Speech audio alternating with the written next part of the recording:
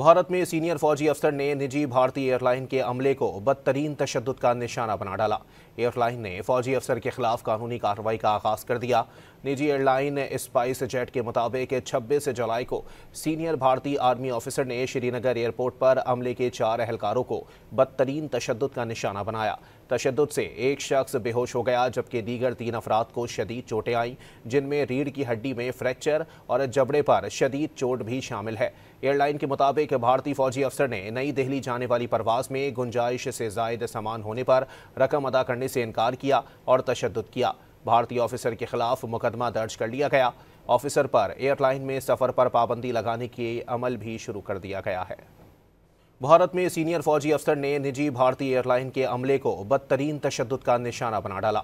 Airline ने फौजी अफसर के खिलाफ कानूनी कार्रवाई का आगाज कर दिया।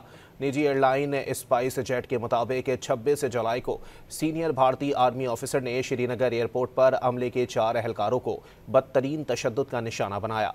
तशद्दुद से एक शख्स बेहोश हो गया जबकि दीगर 3 अफराद को शदीद चोटें आईं, जिनमें रीढ़ की हड्डी में फ्रैक्चर और जबड़े पर शदीद चोट भी शामिल है।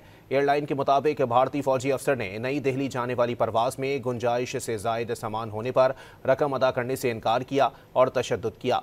भारतीय ऑफिसर के खिलाफ मुकदमा दर्ज कर लिया गया।